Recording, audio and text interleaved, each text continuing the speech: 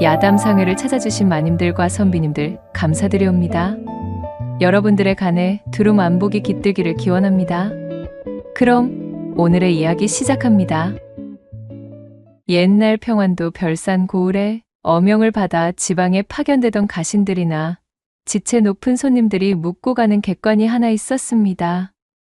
그런데 언젠가부터 사람들은 그 객관에 귀신이 붙었거나 도깨비가 웅크리고 있다고 수군거렸어요. 그도 그럴 것이 그곳에 들어가 하룻밤을 묵고 나오는 사람마다 모두 뻣뻣한 송장이 되어 나왔으니까요. 객관을 지은 지 1년도 채 되지 않았을 때 새로 부임한 별산 목사가 첫 손님으로 묵게 되었는데 저녁 때까지만 해도 호탕하게 웃으며 술을 마시던 그가 이튿날 아침에 이렇다 할 기척도 없이 송장으로 변해 있었습니다. 그리고 그 후로도 객관에 하룻밤을 머무는 손님들마다 모두 똑같은 변을 당했어요. 이렇게 너댓 번 송장을 치우고 난 다음부터는 대낮에도 도깨비나 귀신들이 득실거리는 집이라고 소문이 나기 시작했지요. 하여 아무도 객관에 얼씬거리지 않게 되었으며 심지어 소문이 어찌나 무섭게 퍼졌던지 울던 아이들도 객관으로 잡아간다고 울러대면 울음을 뚝 그칠 정도였답니다. 그러던 어느 날 명나라 황후의 생일을 축하하기 위해 임금의 아우인 경천군이 연경으로 행차하던 중 날이 저물어 별산에 하룻밤을 묵게 되었어요. 마중 나온 별산 목사는 경천군을 객관이 아닌 별실로 안내했지요. 그러자 경천군은 이를 몹시 불쾌하게 여기며 퉁명스럽게 별산 목사에게 물었습니다. 별산에도 엄연히 객관이 있을 터인데 어째서 이 좁은 별실로 인도를 하는 것인가? 참으로 해괴하기 짝이 없는 접대로고. 별산 목사는 얼굴에 식은땀을 흘리며 더듬거렸습니다. 대군마마, 소신이 어찌 감히 존귀하신 분을 불편하게 모시겠사옵니까? 그것이 아니오라 실은 객관에 좋지 않은 소문이 바다하여 감히 그곳에 모실 수 없었사옵니다. 경천군은 미간을 찌푸리며 목사를 똑바로 쳐다봤습니다. 좋지 않은 소문이라니 그것이 대관절 무슨 소리인가? 객관이 있다면 당연히 손님을 받아야 할 터인데 이리 돌려 세우는 까닭이 무엇인가? 나라의 녹을 먹는 관리가 겨우 좋지 않은 소문 몇 마디에 휘둘려 객관을 방치한다는 것이 믿을 수가 없군. 어찌된 영문인지 소상히 아뢰어보아라. 목사는 한숨을 삼키며 말했습니다. 예, 객관이 있기는 하오나 오랫동안 사용하지 않고 있습니다. 아니, 정확히는 사용하지 못하고 있습니다. 우물쭈물하며 이도저도 아닌 대답을 늘어놓는 목사의 태도에 경천군은 불쾌함을 감추지 못했어요. 못 쓰고 있다니 그 정도로 객관이 낡았다는 말인가? 어찌 관리를 했길래 일국의 객관이 이 지경이 되었단 말인가? 목사는 고개를 저으며 애원하듯 답했어요. 그러한 것이 아니옵니다. 대군마마, 아래옵기 황송하오나 집은 새로 지었는데 난데없이 웬 요기가 들어 사람들을 해치고 있기 때문입니다. 그 요기 때문에 고을 사람들이 공포에 떨고 있으니 감히 대군마마를 그곳에 모실 수는 없어 일이 되었사옵니다. 무어라? 요기? 방금 요기라 하였는가? 별 해괴한 핑계가 다 있구나 그래. 경천군은 코웃음을 쳤습니다. 번듯한 한 고을에 목사씩이나 되어 아직도 그러한 허무맹랑한 미신 따위나 믿고 있는 겐가? 대명천지에 어찌 그런 해괴한 일이 있을 수 있단 말인가? 도깨비 타령이나 할 때가 아님을 정녕 모르시는가? 그러자 목사는 거의 울상이 되었습니다. 대군마마, 소신이 어찌 감히 거짓을 아뢰겠사옵니까? 역대 목사들이 모두 그 변을 당하셨으니 부디 소신의 충언을 간과하지 마시어 제발 다시 한번 생각해 주시옵소서. 그러나 경천군의 표정은 단호했습니다. 참으로 어처구니 없는 소리가 아닐 수 없도다. 필시 그대들이 담이 작아 벌어진 일일 것임이 자명하구나. 어찌 일국의 객관을 겨우 사사로운 요기 때문에 비워둘 수 있단 말인가? 내 오늘 밤 그곳에서 묵을 예정이니 지체 말고 그리로 안내하라. 내 직접 그 요기의 정체를 밝혀보이겠노라. 경천군의 단호한 말에 목사는 깜짝 놀라 답했지요. 예? 하오나 대군마마, 그건 도저히 아니될 말씀이옵니다. 만에 하나라도 대군마마의 옥체에 변고라도 생기신다면 마마를 보필하지 못한 죄로 소신의 목이 10개라도 모자랄 것이옵니다. 라고 외쳤으나 경천군은 그의 말을 잘라버렸습니다. 입 다물라. 나의 결정이다. 어서 움직이지 않고 무엇을 하는가? 목사는 절망적인 표정으로 고개를 숙인 채 속으로 중얼거렸지요. 대명천지에 저런 무모한 분이 있나? 내일 아침이면 필시 나 또한 그 책임을 벗어날 수 없을 것이야. 허나 저 고집을 꺾을 수도 없는 노릇이고.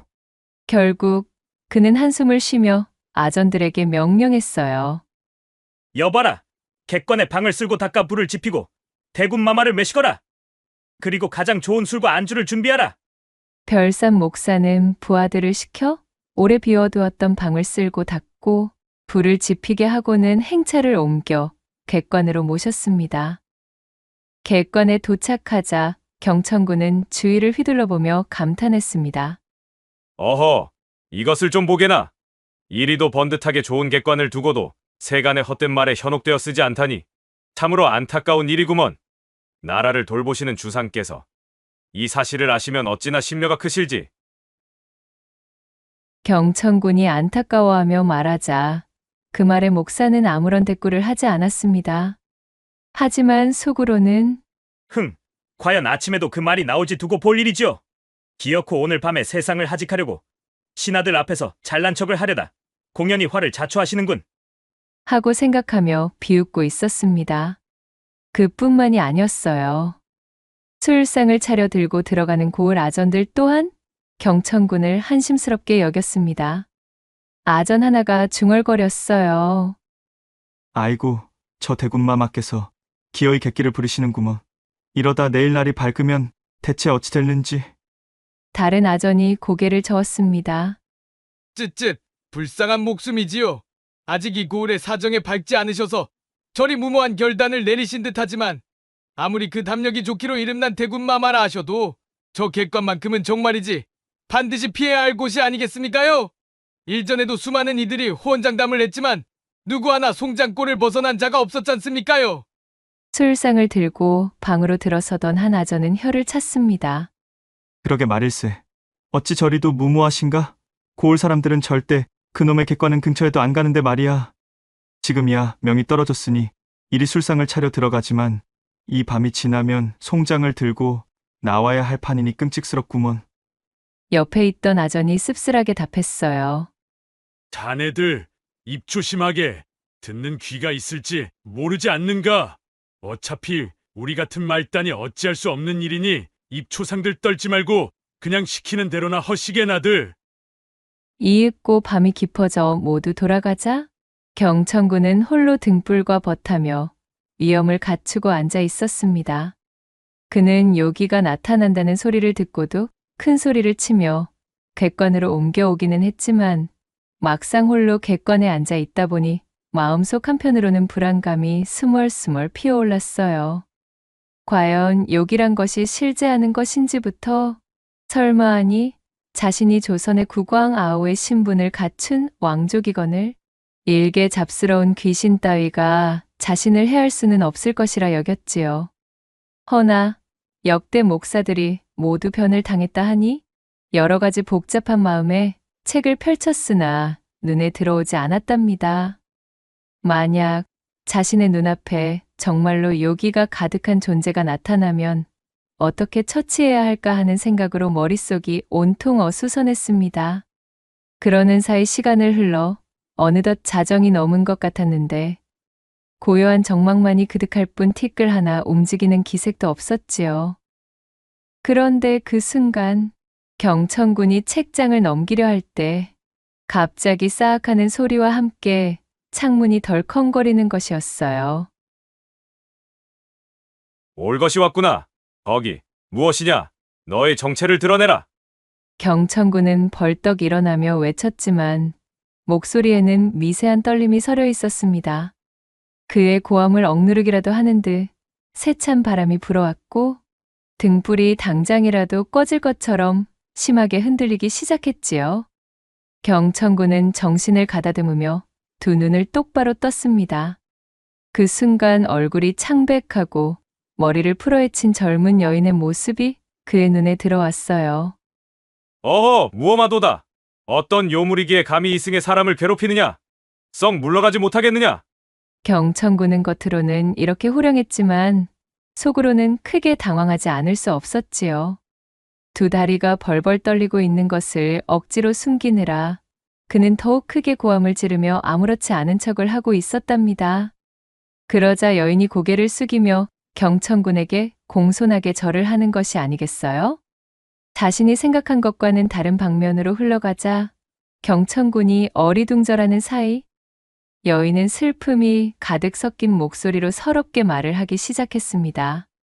천한 이 계집, 그간 해묵은 원한을 풀 길이 없었사온데 오늘에야말로 대군마마님을 뵙고 골수에 사무친 한을 풀 수 있을 것만 같아 이리 인사를 올려옵니다. 요물이라고 치부하기에는 너무나도 맑고 또렷한 목소리였기에 경천군은 거듭 놀라움을 금치 못했어요. 허, 이리도 맑고 또렷한 목소리라니. 요물이라 하기에 과연 믿기 어렵겠으나 진정 요물이라면 오히려 그런 술수로 사람을 홀리는 법. 해묵은 원한이라는 것이 대체 무슨 소리냐? 너의 억울한 죽음이라니?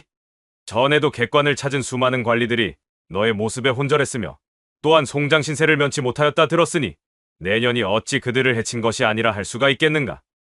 경천군의 외침에 여인이 억울하다는 듯 답했지요. 아니옵나이다. 소녀는 결코 나으리들을 해칠 심산이 아니었사옵니다. 소녀가 억울한 죽음을 당했기에 존엄한 행차가 지나가실 때마다 그저 하소연을 하고자 방 안의 모습을 드러낸 것뿐이었사옵니다. 허나 이승을 떠난 존재인 마당이라 어쩔 수 없는 저희 해괴한 행색 때문에 다들 황망히 놀란 마음을 금하지 못하시고 결국 기절한 채 다시 일어나시지 못한 까닭이었사옵니다. 하여 소녀의 원한을 풀 수가 없었던 것이옵니다. 저희 모습을 보고 몰라 그리 되었을 뿐 해치려는 마음은 추호도 없었사옵니다. 절절히 읍소하는 여인의 모습을 내려다보던 경천군은 턱을 쓸어만지며 그녀의 이야기에 귀를 기울였습니다. 하온대 대군마마님께서는 놀라는 기색도 없이 이리도 침착하게 저를 끝까지 지켜보고 계시니 이 어찌 하늘이 소녀를 돕기 위해 보낸 위인이 아니라 할 수가 있겠는지요. 담대하신 담력을 가지신 마마를 아련하게 되니 소녀 참으로 감개무량한 마음을 금할 수가 없사옵니다. 그 말을 들으니 경천군은 요기의 정체가 무엇인지 짐작이 갔기에 비로소 안심하며 은은한 미소를 지을 수 있었습니다. 가만히 들어보니 너는 요물 같은 것이 아니라 한 맺힌 원혼이로구나. 그렇다면 해코지를 하려는 것이 아니라 오히려 도움을 청하는 것이 아니겠는가. 그래, 너의 원한이란 것이 무엇이냐? 객관에 들러 이리 너와 마주보게 된 것 또한 인연이겠으니 내 친히 너의 한을 풀어줄 방도를 찾아보겠노라. 자, 이제 사연을 자세히 이야기해 보아라. 무엇이 그리 억울했기에 객관에 나서 호소를 하였는지 말이다. 그러자 여인이 눈물을 흘리며 자신의 이야기를 들려주기 시작하였습니다. 그녀는 주아라는 여인으로 어렸을 때 관방 기생으로 뽑히게 된 처지였습니다. 마음씨가 매우 착하고 야무졌던 데다가 다른 기생들처럼 교태를 부리며 돈을 끌어모으지 않았기에 그녀를 아는 주위 사람들의 평이 매우 좋은 기녀였지요. 그리고 용모 또한 뛰어나 그녀가 치맛바람을 날리며 관아 문을 드나들 때면 아전과 관노들이 넋을 빼앗기며 침을 흘렸었지요. 그 중에서도 포덕이라는 이름의 총각 관노가 한 명 있었는데 그는 주아에게 그야말로 홀딱 반해 애끄는 속을 태우고 있었습니다.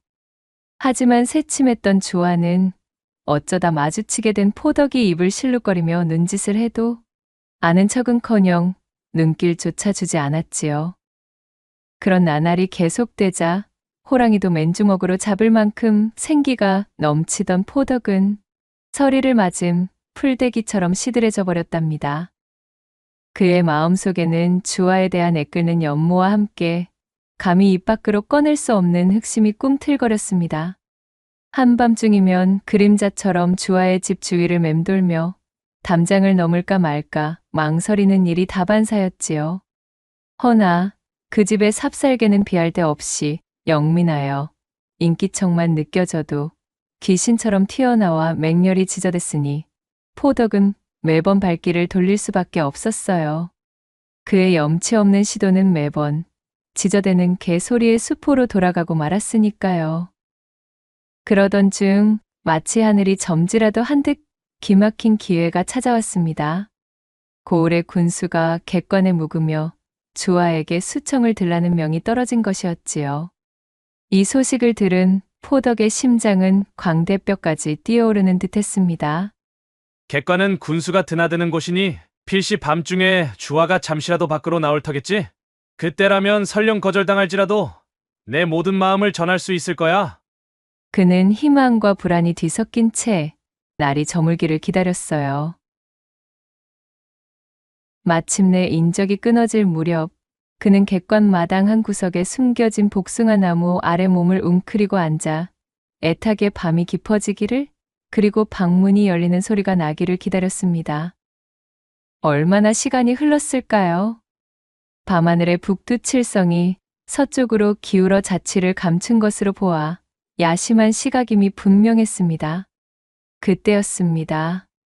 고요한 정막을 깨고 드르륵 하는 소리가 밤 공기를 갈랐지요. 가슴이 터질 듯 설레는 포덕은 어둠 속을 꿰뚫어 보았고 마침내 그토록 기다리던 주아가 방문을 열고 밖으로 나오는 것을 확인했어요. 섬돌 아래로 조용히 내려선 주아는 한층 더 아름다웠습니다. 그러자 그녀는 어둠 속에서 갑자기 솟아난 포덕의 형체를 보고는 저도 모르게 작게 비명을 질렀습니다. 에그머니! 쉬, 놀라지 말어. 주아야, 나 포덕이다, 포덕이. 포덕이? 깜짝 놀랐잖아. 밤이 깊도록 무얼 하기에 이리 객관문 앞에 서 있는 게야? 반노인 내가 어찌 이런 곳에 함부로 얼씬거린단 말이니? 주아의 목소리에는 차가운 경계심이 스며 있었어요. 포덕은 얼굴을 붉히며 더듬거렸습니다.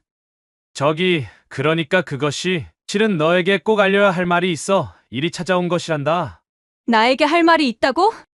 참으로 별스러운 일이구나. 너와 내가 이리 밤중에 마주할 사이는 아닐 터인데 괜한 소리가 나오면 나 역시 힘들어지는 신세인 것을 잘 알지 않니?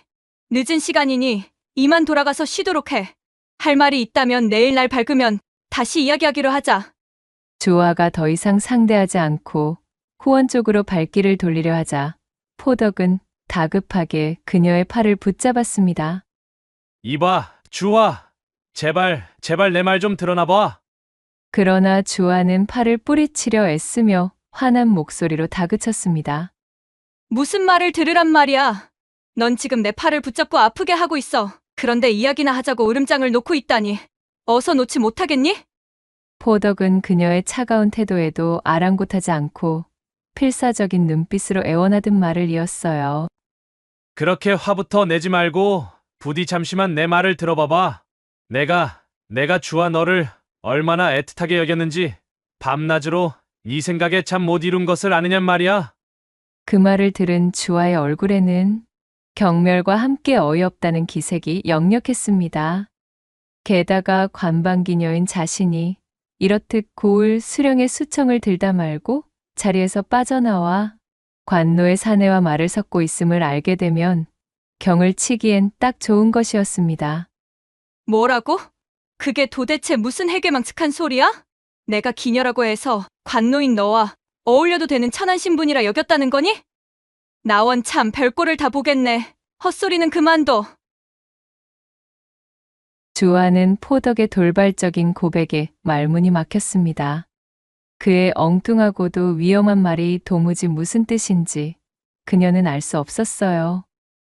주아가 더 이상 이 위험한 대화를 이어갈 수 없다 판단하고 몸을 돌려 걸어가려 하자 포덕은 순간 이성을 잃어버렸지요. 거침없이 그녀의 옷소매를 잡아당기며 거칠게 손목을 그려쥐었습니다. 아니, 이게 무슨 짓이야? 왜 이래? 이 손 놓지 못하겠어? 공포와 분노가 뒤섞인 채 뿌리치려는 주아의 몸부림에도 불구하고 포덕은 쇠사슬처럼 그녀의 손목을 움켜쥐고 더욱 힘을 주었습니다. 그리곤 다른 손으로는 그녀의 허리를 대담하게 슬쩍 감는 것이었어요. 그 순간 주아는 비로소 이 야심한 밤, 이 외진 객관에서 포덕이 품은 끔찍한 속셈을 온몸으로 깨달았습니다. 온몸의 피가 차갑게 식는 듯 했지요. 감히 여기가 어디라고 이리 짐승처럼 행패를 부리는 거야. 어서 이 손 놓지 못하겠어? 내가 당장 안에 들어가 군수 나으리께 너의 이 무도한 행위를 고해야 정신을 차릴 셈이니? 밤하늘을 찢을 듯한 주아의 호통 소리에 포덕은 순간 당황했으나 이내 더욱 악독한 표정으로 변했습니다. 그는 순식간에 주아의 입을 거친 손으로 틀어막고는 그녀를 후원 깊숙한 곳의 연못과 풀숲으로 무자비하게 끌고 갔어요. 음산한 그림자가 드리워진 듯한 그곳에서 자신이 위협받고 있음을 깨달은 주아는 뒤늦게 터져나오는 공포에 질려 비명을 질렀습니다. 사람 살려주셔요.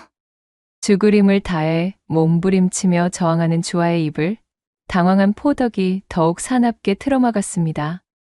이대로 누군가에게 들키기라도 했다간 자신은 죽은 목숨이었으니 눈이 뒤집힌 채로 주아가 소리를 지르지 못하도록 양손을 사용하여 억눌렀지요. 조용히 해! 얌전히 있으면 아무 일도 없을 게야! 조용히 하란 말이다!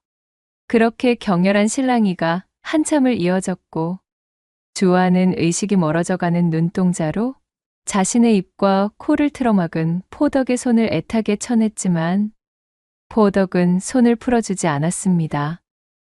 결국 한참 뒤 믿을 수 없는 일이 벌어지고야 말았지요. 필사적으로 몸부림치던 주아의 팔다리가 마치 생명이 다한 인형처럼 어느 순간 갑자기 축 늘어지는 것이었어요. 포덕은 순간 온몸에 소름이 돋는 것을 느끼며 경악에 찬 나머지 그녀의 몸에서 뒷걸음질 쳤습니다. 그는 떨리는 손으로 주아의 가슴에 귀를 대어보았으나 아무런 숨소리도 들리지 않았고 오직 싸늘한 기운만이 전해져 왔어요.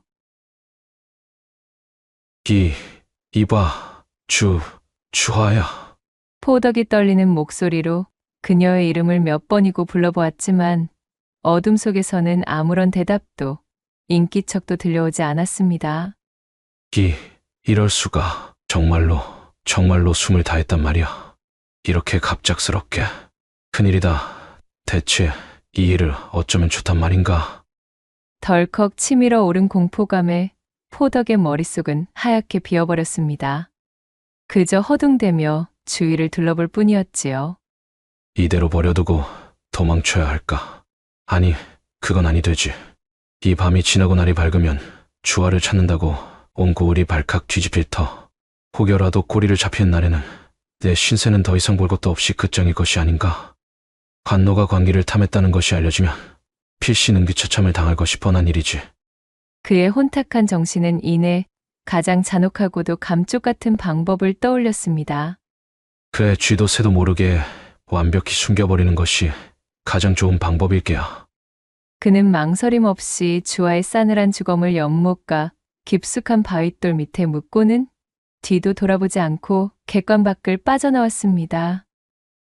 마치 아무 일도 없었던 것처럼 태연한 얼굴로 자기 거처로 돌아가 잠자리에 파고든 포덕이었지만 그의 심장만큼은 미친 듯이 요동치고 있었습니다.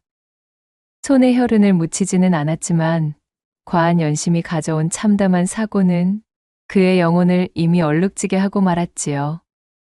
한편 객관에 잠이 들었던 고을 군수는 창밖이 희뿌옇게 밝아올 무렵에 잠에서 깨어났습니다. 언제나처럼 자신의 곁에 있어야 할 주아의 온기가 느껴지지 않자 그는 공연히 괘씸한 마음을 품었습니다. 이것 보게. 밤새도록 나를 모셨으면 아침상이라도 차려주는 것이 당연할 진데 고얀 것이 새벽녘에 살금살금 빠져나가다니. 이런 데어먹지 못한 계집밭은이라고. 그러나 해가 중천에 떠오르도록 주아의 그림자조차 보이지 않자 가장 먼저 불안감을 느낀 이는 바로 주아의 어미였습니다. 얘가 이런 적이 없었는데 혹 아침부터 또 술자리가 벌어진 것인가? 허면 나중에라도 돌아오겠지. 처음에는 그리 대수롭지 않게 여겼으나 그날 저녁 때가 되어도 그 이튿날 아침까지도 아무런 소식이 없자 어미의 마음속에는 불길한 예감이 스멀스멀 피어올랐어요. 더 이상 기다릴 수 없었던 그녀는 아전들이 출근하기를 기다려 만나는 사람마다 붙잡고 딸의 행방을 수소문했습니다. 하지만 딸의 행적에 대해 아는 사람은 아무도 없었고 주아가 갈 만한 곳을 모조리 찾아 뒤졌으나 허사였지요. 시간이 더욱 지나자 좋은 평판을 지녔던 주아를 모두가 찾아 나섰지만 그럼에도 불구하고 그녀의 흔적은 어디에서도 발견할 수가 없었습니다. 나중에는 모두가 결국 천안기녀가 그렇지라는 말을 하며 어디론가 멀리 도망쳐버렸을 것이라 추측하고는 수색조차 중단해버리고 말았지요. 주아의 어미는 망연자실했지만 그럼에도 신락 같은 희망이라도 잡기 위해 동분서주하였습니다. 그녀는 용하다는 무당과 사주쟁이 집을 찾아가 저물 수 없이 쳐보았지만 속 시원하게 해결해주는 말은 한마디도 들을 수 없었어요. 어떤 사내와 눈이 맞아 도망갔을 것이라는 등 관기인 신세를 한탄하여 몰래 야반도주했을 거라는 등 모두 종잡을 수 없는 추측들 뿐이었기에 주아의 어미는 거의 미칠 지경이 되고 말았답니다. 그 뒤로도 열흘이 지나고 보름이 지나도 소식은 아득하기만 했고 처음에는 주아가 뭔가 끔찍한 사연에 휘말려 소리 없이 자취를 감추었다 여겼던 사람들도 온 고을의 삽시간에 퍼진 소문들도 잠잠해져 갔습니다. 관가에서는 통문을 돌려 그녀의 행방을 찾았으나 땅에 묻힌 주아의 행적이 알려질 까닭이 없었기에 결국은 헛수고로 돌아가고 말았지요. 그렇게 세월은 무정하게 흘러 몇 년의 시간이 지나가게 되었고 그것이 오늘에 이르렀다는 절절한 하소연이 끝나자 주아의 혼백이 눈물을 쏟으며 외쳤습니다. 하오니 부디 이 계집의 억울한 한을 풀어주시고 딸의 소식조차 듣지 못하게 된 불쌍한 저희 어미 마음을 헤아려 주시옵소서. 이 말을 끝으로 그녀의 혼백은 연기처럼 사라지고 말았습니다. 애달픈 주아의 이야기를 다 들은 경천군은 놀라움과 함께 깊은 의분으로 가슴이 먹먹해졌습니다. 그는 몇 번이나 주먹을 움켜쥐었지요. 분노와 연민이 뒤섞인 감정으로 밤새 잠을 이루지 못하고 꼬박 세우고는 새벽녘이 되어 휘끈무레하게 날이 밝아오자 그는 지체 없이 후원에 있는 연못가로 향했습니다. 어둠 속에서 들었던 이야기가 사실인지 확인하려는 듯 연못가에 놓인 커다란 바윗돌을 찬찬히 살펴보았어요. 그리고 결국에는 주아가 말해준 위치에서 다른 곳과는 달리 인위적으로 손을 댄 흔적이 있는 바윗돌을 발견하고야 말았지요. 어젯밤 그 처자가 말한 곳이 정녕 이곳이로군. 허면 모든 것이 사실이렸다. 경천군의 얼굴에는 결연한 의지가 드리워져 있었습니다. 그때 마침 별산 목사가 아전들을 앞세우고 객관문으로 들어섰습니다. 그의 얼굴은 밤새 잠을 설친 듯 수척했고 경천군의 송장을 치울 각오를 다진 듯 잔뜩 굳어져 있었지요. 목사는 객관문 밖에서 몇 번이나 헛기침을 했으나 방 안에서는 아무런 기척도 들려오지 않았습니다. 필시 요괴에게 변을 당하신 것이 틀림없을 게로군. 목사는 침통한 목소리로 중얼거리며 주저하듯 방문을 열어보았어요. 그런데 눈이 휘둥그레졌습니다. 이불을 펴놓은 방 안은 텅 비어 있었고 경천군의 모습은 온데간데 없었으니까요. 아니 이런! 이번엔 요기가 극심하여 대군마마의 시신마저 삼켜버린 모양이로구나. 이는 매우 중차대한 일이 아닐 수가 없도다. 목사는 충격에 사색이 된 얼굴로 소리쳤습니다. 어제 아무리 고집을 부리더라도 뜯어 말렸어야 했다며 자신을 원망하는 마음이 들기 시작했지요. 그때였습니다. 그의 등 뒤에서 나직하지만 위험 있는 목소리가 들려왔어요. 자네들 아침부터 일찍 객관을 찾아왔네 그려. 별산 목사는 깜짝 놀라 뒤를 돌아보았습니다. 그의 눈앞에는 어제와 다름없는 모습으로, 아니 어쩐지 더욱 기품 있는 모습으로 경천군이 서 있는 것이었지요. 목사는 경천군이 정말 살아있는 몸인지 의심이 되어 차마 아무런 대꾸도 하지 못하고 그저 멍하니 쳐다보기만 했습니다. 왜 그러고 서 있는가? 내가 요물에게 홀려 어디론가 사라진 줄 알았나 보군. 허나 보시다시피 멀쩡히 살아있지 않은가? 경천군이 이렇게 묻자 별산 목사는 얼떨떨해하며 더듬거렸습니다. 대군마마. 정녕 아무런 탈 없이 살아계신 겁니까? 참으로 믿을 수가 없습니다. 그렇네. 보시다시피 이렇게 멀쩡히 살아있지를 않은가? 그보다 오늘 중요한 일을 한 가지 해야겠네. 자네는 지금 즉시 아전들에게 컹트를 차려놓은 뒤 나의 명을 기다리라고 하게나. 별산 목사가 어리둥절한 표정으로 발을 붙이고 있자 경천군이 크게 소리쳤습니다. 무엇하고 있는 겐가? 지체할 것 없이 당장 처리하도록 하게. 그리고 관노 중에 포덕이라는 놈, 지금 당장 그 놈을 잡아오도록 하게. 예, 알겠습니다. 분부대로 따르겠습니다. 얼마 후 포덕은 나졸들에게 잡혀 꽁꽁 묶인 채 형틀 앞에 꿇어엎드려졌습니다. 사방을 둘러보던 그의 얼굴이 경천군을 보는 순간 단번에 새파랗게 질려버리고 말았습니다. 천한 신분으로 주상전하의 아오인 왕제를 알아볼림 안무했으나 그 특유의 분위기와 또한 주변 높은 관료들이 쩔쩔매며 그를 보필하는 모습을 보니 필시 무슨 일이 벌어졌다는 것만은 짐작할 수 있었으니까요.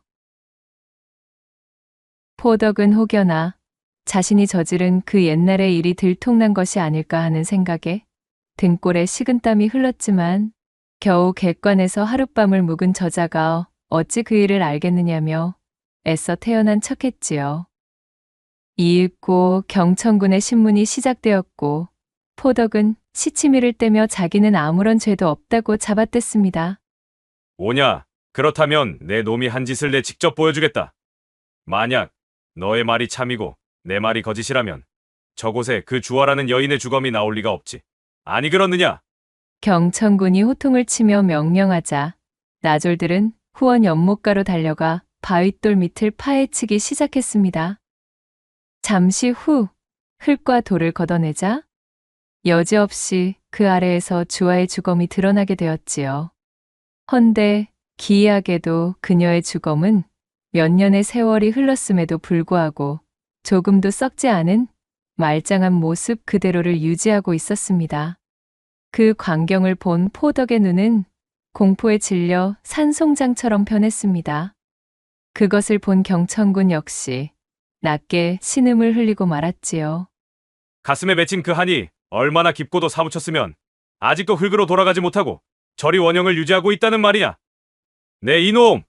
저 모습을 보고도 그 혀로 거짓을 담을 작정인가?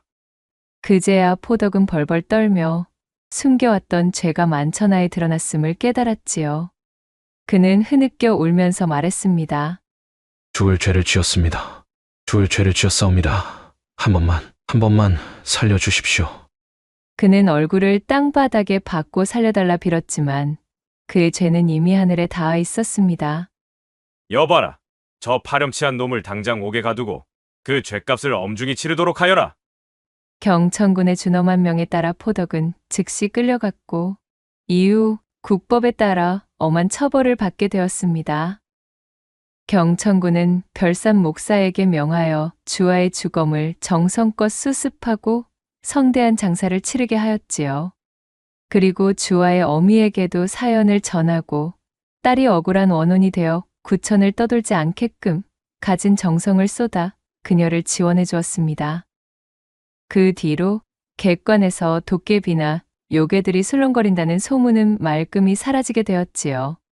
밤마다 객관을 찾아오던 손님들을 송장으로 만들던 비극적인 사건도 더 이상 일어나지 않았으며 객관과 고을에는 다시금 평화가 찾아오게 되었습니다. 고을 사람들은 담대한 담력으로 사건을 해결한 경천군을 기려 후세까지도 그의 업을 칭송하였다는 후문이 전해지고 있사옵니다. 낭독해드린 이야기가 마음에 드셨다면 구독과 좋아요, 댓글로 야담상회를 응원해 주셔요. 늘 잊지 않고 야담상회를 찾아주시는 마님과 선비님들 시청해 주셔서 참으로 감사하옵니다.